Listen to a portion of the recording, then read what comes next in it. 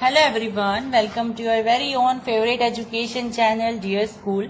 और आज हम आपके लिए लेकर के आए हैं क्लास 10th इंग्लिश की फर्स्ट फ्लाइट का second chapter, Nelson Mandela long walk to freedom. तो इस पर्टिकुलर वीडियो में हम इस चैप्टर की समरी प्लस डिफिकल्ट वर्ड्स को डिस्कस करेंगे। So let's start. अब ये जो कहानी है, ये नेल्सन मंडेला की एक किताब लॉन्ग वॉक टू फ्रीडम से एक एक्सट्रैक्ट उठाया गया है और हमारे सामने पेश किया गया है। बेसिकली ये एक ऐसा सीन है जहाँ पे एक ऐसी स्टोरी बोल सकते हैं जहाँ पे नेल्सन मंडेला जी साउथ अफ्रीका के प्रेसिडेंट बन जाते हैं।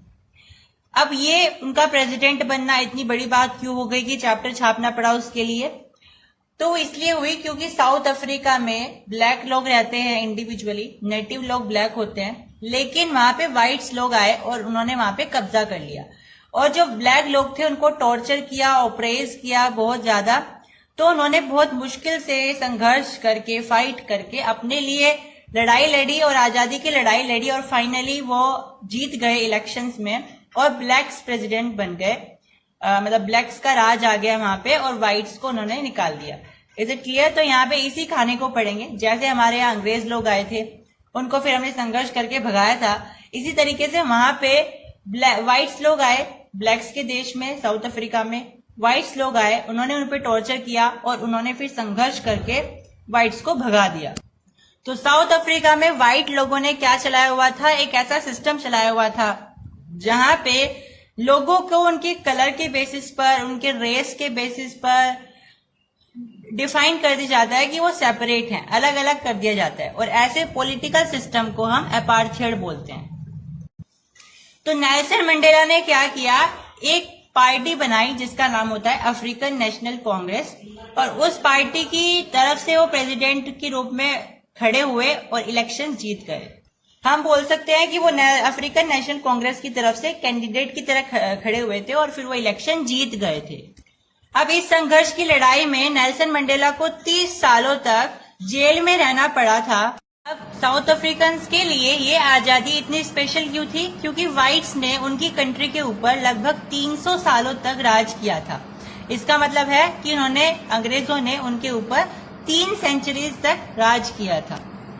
नेल्सन मंडेला जी की पार्टी ने, यानी अफ्रीकन नेशनल कांग्रेस ने 400 में से 252 यानी 252 सीट्स जीत करके सबसे हाईएस्ट वोट हासिल किए थे और ये पार्टी जीत गई थी, यानी कि अफ्रीकन नेशनल पार्टी जीत गई थी और नेल्सन मंडेला जी प्रेसिडेंट बन गए थे।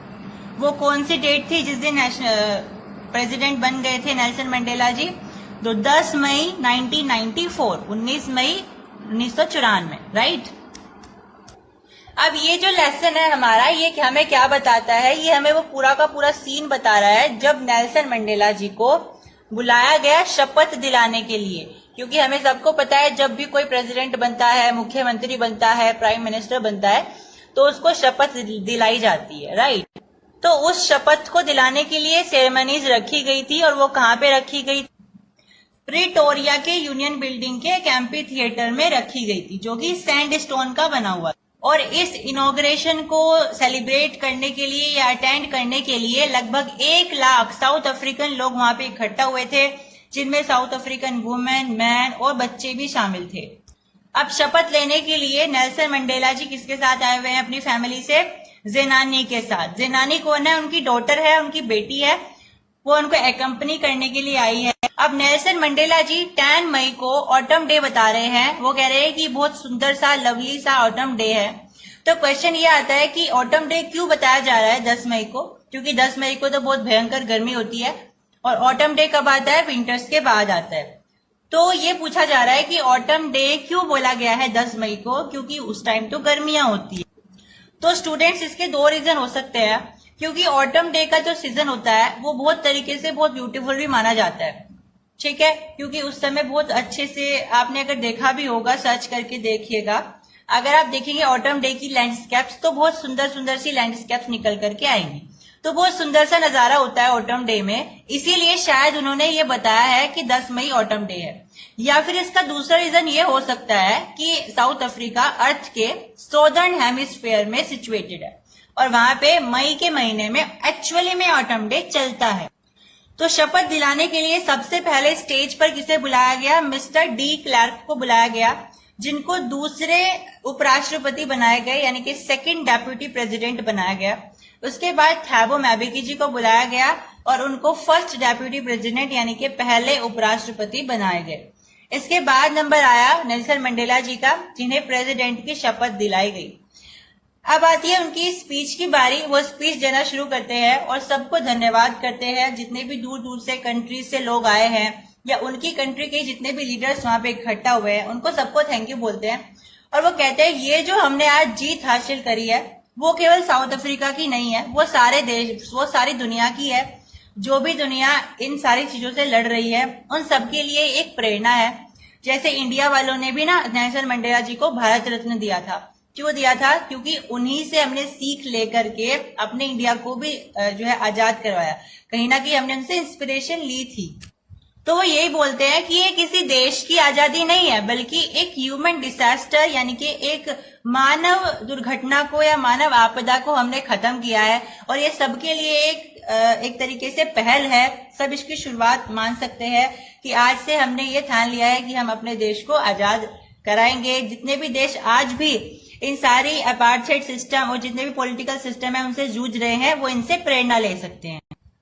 फिर वो शपथ लेते हैं और वो कहते हैं कि मैं अपने देश को गरीबी से, सफरिंग से, रेस से, डिस्क्रिमिनेशन से, इन सब से दूर रखूंगा। यानी मेरी कंट्री में कभी भी कोई भी गरीब नहीं होगा, कोई भी डिस्क्रिमिनेशन नहीं होगा। मैं पूरा प्रयास करूंगा अपनी कंट्री को इन सारे दुख दर्दों से दूर रहने के लिए, क्योंकि मेरे देश ने अभी तक बहुत सारे दुख देखे हैं और मैं चाहता हूं कि आगे वो बहुत खुश रहे और ये सारे के सारे जो सफरिंग्स है वो उन्हें सहने ना पड़े। अब जैसे ही वो ये प्लाज लेते हैं, इसके बाद क्या होता है? आपने देखे ना 26 जनवरी को क्या होता है? रेड फोर्ट में जो हेलीकॉप्टर्स होते हैं वो उड़ते हैं, उनके पीछे से स्मोक ट्रेल्स निकलते हैं, धुएं निकलते हैं, रंग बिरंगे धुएं। और वो रंग बिरंगे धुएं कैसे होते हैं? हमारी कंट्री में हमारे फ्लैग के कलर के होते हैं। ऐसे ही वहां पे हुआ, हेलीकॉप्टर्स उड़े और उनके फ्लैग के जो कलर्स हैं उनके हिसाब से वहां से उसमें से कलर निकले। और कौन से जेट प्लेन है? वो इम्पाला जेट प्लेन है जो कि ट्रायल्स छोड़ रहे हैं। और कैसे रंग की धारियां छोड़ रहे हैं वो? ब्लैक, रेड, ग्रीन, ब्लू और गोल्डन कलर की।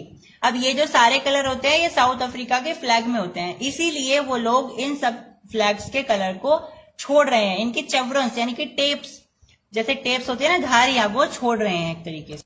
अब ये जो दिन है नेल्सन मंडेला जी के लिए बहुत ब्यूटीफुल इसलिए भी है क्योंकि आज के दिन यानी कि 10 मई को 1994 में जब ये सब हो गया, शपथ हो गई, तो राष्ट्रगान होता है, हम सभी को पता है।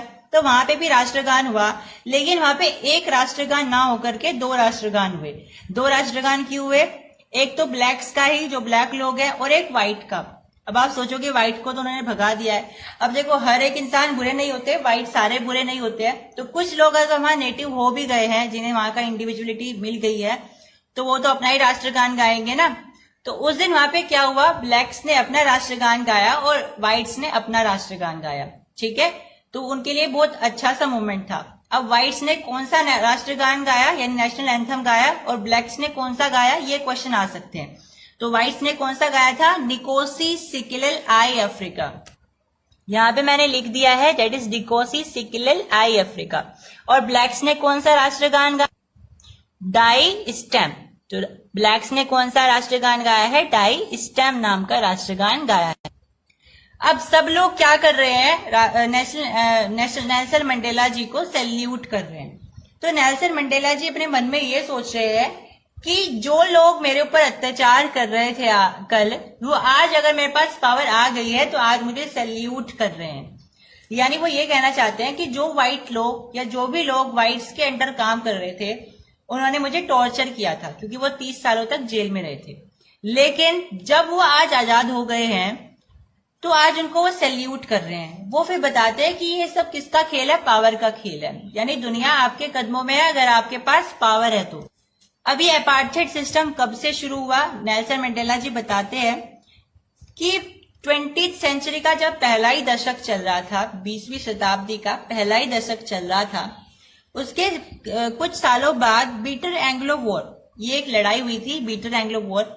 इसके कुछ सालों बाद जब नेल्सन मंडेला का जन्म हो चुका था, तो व्हाइट लोग क्या करते हैं, अफ्रीका में आते हैं और लोगों को उनके कलर के हिसाब से, उनके रेस के हिसाब से बांट देते हैं। एक ऐसा पॉलिटिकल सिस्टम लेकर के आ जाते हैं जिसके हिसाब से लोग अपने कलर, अपने जेंडर, अपने सेक्स के हिसाब से अलग अलग हो जाते हैं। मतलब मेल के लिए अलग, फीमेल के लिए अलग, ब्लैक्स के लिए अलग, व्हाइट्स के लिए अलग, है ना। ये सारे जो है डिस्क्रिमिनेशन वहां पे शुरू हो जाते।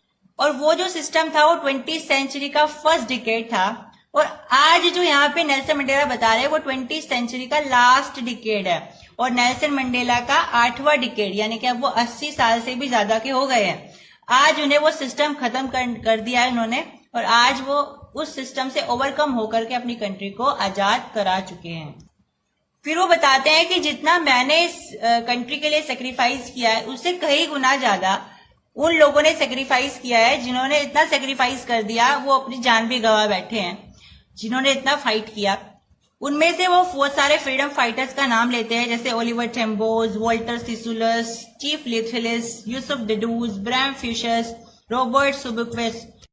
तो बताते हैं कि हमारी कंट्री में बहुत सारे मिनरल्स हैं, हमारी सोइल में, हमारी मिट्टी में बहुत सारे खनिज हैं, पदार्थ हैं, सोना है, लेकिन इन सबसे भी ज्यादा कीमती जो हमारे हीरे हैं वो कौन है? ये सारे लोग हैं जिन्होंने हमारी कंट्री के लिए लड़ाई करी। यानी ये सारे फ्रीडम फाइटर्स ही हमारे लिए उनसे भी ज्यादा वैल्यूएबल हैं, उनसे भी ज्यादा प्रीशियस हैं। फिर नेल्सन मंडेला बताते हैं कि नफरत किसी को सिखाई जाती है, वो नेचुरल नहीं होती है, लेकिन प्यार नेचुरल होता है, वो किसी को सिखाया नहीं जा सकता है। वो उदाहरण के लिए बताते हैं कि जब मैं कैद में था, जेल में था 28 सालों के लिए, हालांकि आपके एनसीईआरटी ने 30 साल लिखा है, बट मुझे ऐसा लगता है करेक्ट रेशियो इसका 28 है, लेकिन जो आपके एनसीईआरटी में लिखा है आप वही मान करके चलिए।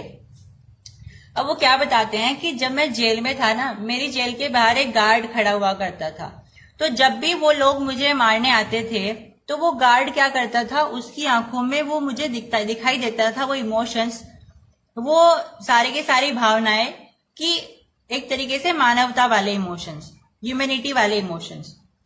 तो उसके मन में वो इमोशन नेल्सन मंडेला को दिखाई देते थे। तो वो कहते हैं कि भले ही आप किसी इंसान को किसी भी कंपनी में रखो, कंपनी मतलब संगति में रखो, लेकिन जो लव होता है वो नेचुरल होता है और हर किसी के लिए होता है, यानी इंसानियत सबके पास होती है। तो आप चाहे किसी को कितना ही अपने अनुसार ढालने की कोशिश करो, लेकिन इंसानियत दिखी जाती है। तो अगर आप किसी को नफरत करना सिखा रहे हो तो वो उसका नेचुरल ट्रेट नहीं है, वो आप उसको सिखा रहे हो। नफरत हमेशा सिखाई जाती है, वो नेचुरली नहीं होती है। लेकिन लव यानी ह्यूमैनिटी, वो आप चाहे सिखाओ भी मत, टाइम पे आने पे वो खुद ही आ जाती है और इमोशंस के रूप में हमारे पर्सनैलिटी में आ जाती है। एग्जाम्पल के लिए, जैसे अगर हमारे आस पड़ोस में हमारी किसी से लड़ाई हो जाती है तो हम अपने बच्चों को बोलते हैं कि उनके नहीं जाना है, उनके नहीं जाना है।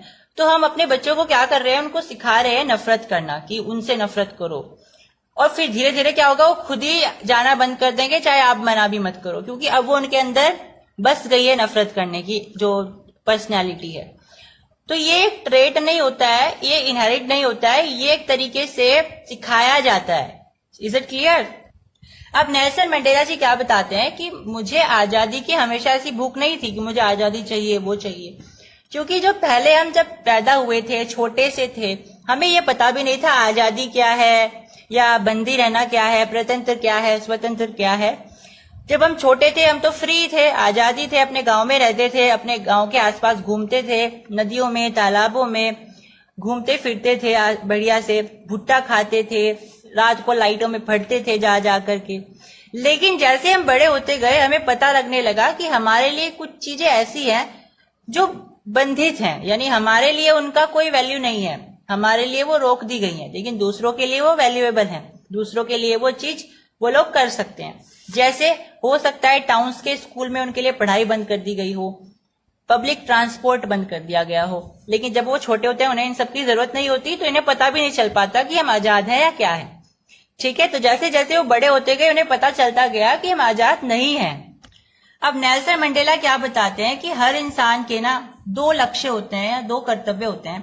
पहला कर्तव्य होता है उसकी फैमिली को लेकर के, उसके परिवार को लेकर के, और दूसरा कर्तव्य होता है उसके देश को लेकर के, उसकी सोसाइटी को लेकर के या कम्युनिटी को लेकर के। परिवार को लेकर के क्या होता है कि उसकी पत्नी, उसके बच्चे, उसके माँ बाप खुश रहे, उन्हें हर खुशी मिले। और अपने कंट्री के लिए क्या होता है कि अपनी कंट्री के लिए हर वो कोशिश करना जिससे उसकी कंट्री खुश रहे। अब नेल्सन मंडेला क्या करते हैं कि हमें इन दोनों का ही ख्याल रखना होता है, और सबसे ज्यादा जरूरी इन दोनों में क्या है, अपनी कंट्री के लिए। Is it clear? क्योंकि आपका परिवार भी आपकी कंट्री के अंदर ही तो आता है, तो आप अपनी कंट्री के लिए ऑब्लिगेशन को ज्यादा प्रायोरिटी दीजिए, lesser than the priority to your own family. यानी कि हमारी फैमिली हमारे लिए इंपॉर्टेंट हो सकती है, लेकिन हमारी कंट्री से ज्यादा नहीं। हमारी कंट्री हमारे लिए और इतनी इंपॉर्टेंट होती है क्योंकि हमारी कंट्री ने हमें बहुत कुछ दिया है, रहने के लिए दिया है, बहुत कुछ दी है, और हमारी कंट्री के लिए हमारा उतना ही सेक्रीफाइस होना जरूरी है। So that was the summary of this lesson. Hope you have liked the session and comment if you like the session and subscribe the channel as well as students. Thank you. Hello everyone, welcome to a very own favorite education channel Dear School. आज हम आपके लिए बिल्कुल fresh poem लेकर के आए हैं जिसका नाम है A Tiger in the Zoo. इसके राइटर हैं लेस्ली नॉरिस और ये बहुत इंटरेस्टिंग पोएम है। इस पर्टिकुलर लेक्चर में हम इसकी समरी, इसकी राइमिंग स्कीम, इसकी पोएटिक डिवाइसेस और कीवर्ड्स या डिफिकल्ट वर्ड्स को देखने वाले हैं। So subscribe the channel and like the session. अब पोइट ने क्या किया है इस पोएम में, उसने दो केसेस लिए हैं। पहला केस है जब टाइगर जंगल में होता है, जब वो आजाद होता है, और दूसरा केस लिया है जब टाइगर जू में होता है, यानी कि वो इंडिपेंडेंट नहीं होता है, यानी वो किसी के कब्जे में होता है, यानी इंसानों के कब्जे में होता है। पोइट बताते हैं कि जब वो जंगल में रहता है यानी कि टाइगर, तो बिल्कुल फ्री होता है, बिल्कुल मजे में घूमता है और बिल्कुल एटीट्यूड के साथ, जो उसका एटीट्यूड होता है ना टाइगर का, बिल्कुल रॉयल, उस एटीट्यूड के साथ में वो घूमता है जंगलों में, नदी के पास, तालाब के पास। और तालाब के पास जो ताजे ताजे हिरन होते हैं ना, उनको छुपके से जो है पकड़ करके खा लेता है, यानी बिल्कुल फ्री होता है। और कभी कभी वो गांव के इलाकों में चला जाता है, और जैसे ही वो गांव के इलाकों में जाता है तो सारे के सारे जो इंसान होते हैं वो अपने घरों में कैद हो जाते हैं, वो बाहर निकल के भी नहीं देखते हैं। तो एक तो केस ये बताया है पोइट ने कि जब जो टाइगर होता है वो फ्री होता है, लेकिन एक और केस होता है जब टाइगर को हम जू में बंद कर लेते हैं। तब क्या होता है, तब वो बेचारा टाइगर बिल्कुल मजबूर होता है और उस एक पिंजरे के अंदर में कैद रह जाता है। उसे बहुत गुस्सा आ रहा होता है, वो अभी भी चाहता है कि वो बाहर निकल करके उनको खा जाए, इंसानों को, लेकिन वो कैद होता है तो अपने गुस्से को वो ऐसे ही इधर उधर टहल करके वहीं के वहीं जो है उसको वो बर्स्ट आउट कर लेता है। तो वहां पे वो गुस्सा तो है और बाहर निकल करके उनको खत्म भी करना चाहता है, लेकिन उसके हाथ में अब कुछ नहीं है, वो बिल्कुल लाचार हो गया है, उसकी आजादी उसे छीन ली गई है।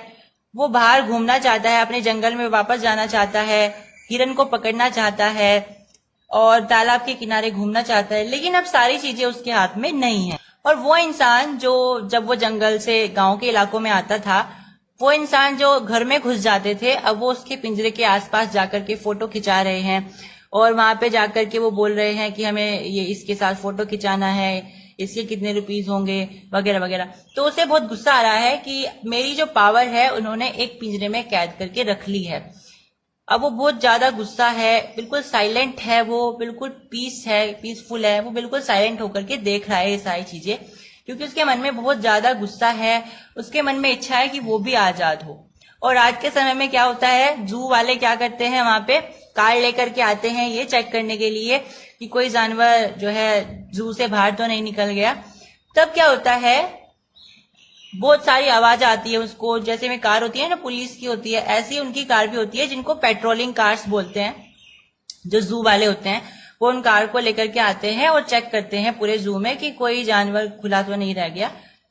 तो उस टाइगर को भी आवाजें सुनाई देती है और वो ऊपर देख रहा होता है आसमान की तरफ चमकते हुए तारों को, और उसकी आंखों में भी वो तारे चमक रहे होते हैं।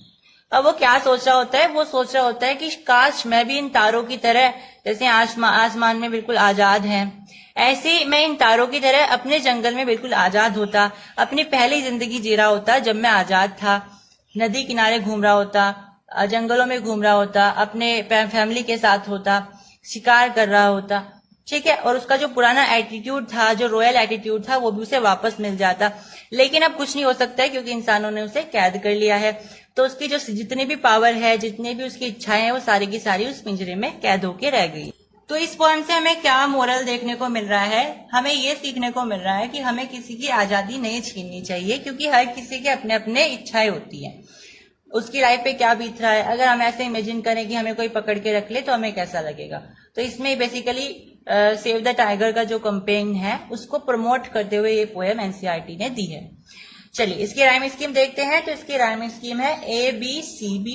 डिफिकल्ट वर्ड्स है विविड यानी कि जिंदा, जैसे लाइवली, बिल्कुल ऐसा कि बिल्कुल जीवित हो, ठीक है, उसे बोलते हैं हाँ विविड। सेकंड है स्नैट। स्नैट का मतलब होता है गुर्राना यानी टू ग्रोल, टू ग्रोल। इसके बाद है लर्किंग। लर्किंग का मतलब होता है घात लगा करके बैठना, hidden to proud. Fang, root of the tooth, जो हमारे दांत होते हैं ना, दांत का जो नीचे का हिस्सा होता है, जो उसकी जड़ होती है, उसको बोलते हैं फैंग। फिर है पेट्रोलिंग। पेट्रोलिंग का मतलब होता है चेक करने के लिए। पोएटिक डिवाइसेस देख लेते हैं। पहली पोएटिक डिवाइसेस में पर्सनिफिकेशन। पर्सनिफिकेशन यूज होती है जहां पे हम किसी इंसान को या फिर किसी चीज को ऐसे दर्शाते हैं जैसे वो एक पर्सन है, ठीक है। कोई भी चीज हो सकती है, जानवर हो सकता है, कोई भी एलिमेंटल चीज हो सकती है, उसको अगर हम ऐसे दर्शाएं कि वो एक पर्सन है, उसे हम बोलते हैं पर्सनिफिकेशन।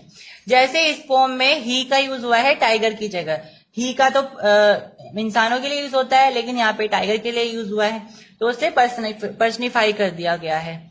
दूसरा है मेटाफोर। मेटाफोर कहाँ यूज होता है? अगर हम किसी चीज का किसी चीज से कंपैरिजन करें।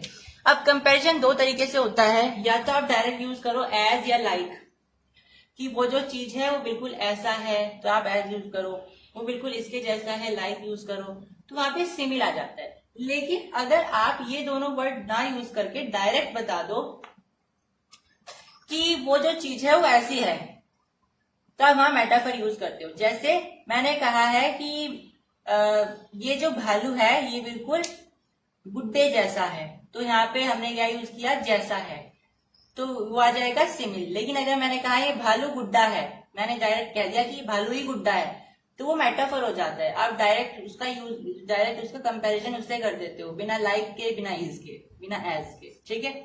तीसरा है यहाँ पे इंजर्पमेंट। इंजर्पमेंट मैंने पहले भी बताया है, ऐसी एक पोएटिक डिवाइस होती है जो बिना रुके चलती है, यानी बिना फुल स्टॉप के जब आपकी पोएम लगातार चलती जाती है उसे आप बोलते हो इंजर्पमेंट। ये ऐसा क्यों किया जाता है? ताकि हम पोएम में मोमेंटम ला सके, एक तरीके से जो रीडर है उसका बिल्कुल ध्यान हटे ना, वो लगातार बढ़ता चले जाए और वो इमेजिन करने लग जाए, ठीक है। तो मोमेंटम लाने के लिए ये यूज किया जाता है। अभी फिजिक्स वाला मोमेंटम नहीं है, ठीक है। चलिए फोर्थ है यहाँ पे ऑक्सीमोरन। ऑक्सीमोरन का मतलब होता है आप दो कटाक्ष चीजें या दो विपरीत चीजें एक साथ यूज करो। जैसे हंसी, गम, तो दो अलग अलग चीजें हैं, दोनों का अगर मैंने यूज कर लिया साथ में तो वो ऑक्सीमोरन होता है। यहाँ पे मैंने यूज किया है क्वाइट रेज। क्वाइट का मतलब होता है शांत यानी साइलेंट, रेज मतलब है गुस्सा, एंगर, तो दोनों की दोनों विपरीत चीजें हैं, ये साइलेंट है, ये एंगर है, तो दोनों की दोनों विपरीत चीजें हैं, तो हमने यहाँ पे यूज किया है oxymoron. So that's all in this video. Subscribe the channel and like the session. Thank you.